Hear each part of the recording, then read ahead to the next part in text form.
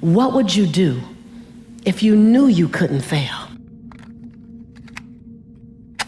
How big would you play if you knew that you can survive any heartbreak, any breakdown, any betrayal? What would you do if the things that you were afraid of you knew were absolutely nothing? They were all opportunities for you to get stronger in your faith, stronger in your resiliency. What would you do? Who would you love? How big would you play? Where would you leap? And the bigger question is, how would the world benefit differently? How would the world benefit differently because who you've decided to be? How would the world be a better place to live because fear didn't have you standing on the edge? What would you do if you were told that you get to do it afraid? That you don't have to wait for the fear to leave? That when you get in action, the fear has to dissipate into the nothingness that it always was? What would you do? How would life be different? How would the world be a better place to live? I came to challenge you to play in the biggest field you've ever played in.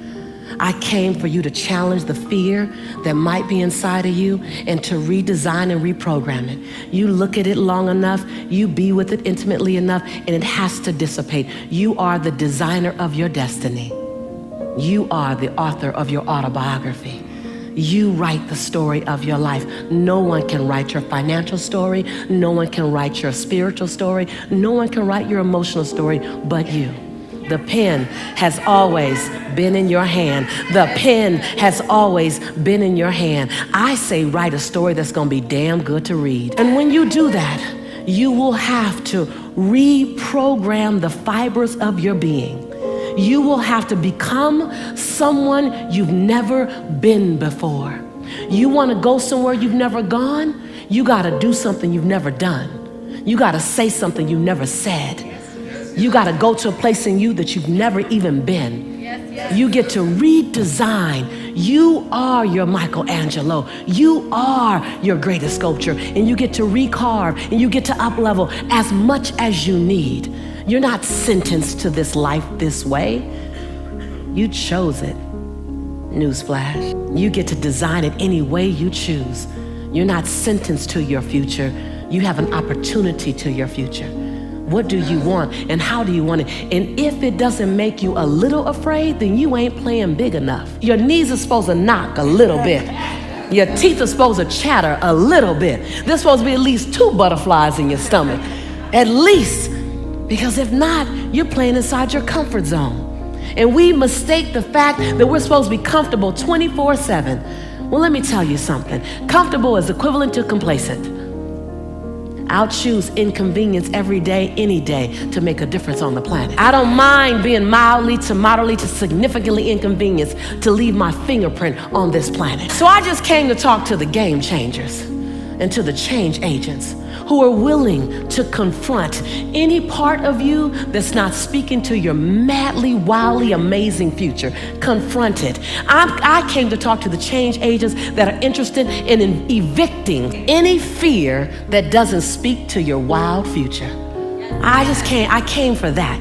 I came for you to confront it, for you to get a little angry at it, for you to get a little pissed off at it. Say, wait a minute. I've been letting you drive me all this time, and you are a story that I made up about the future that doesn't even really exist.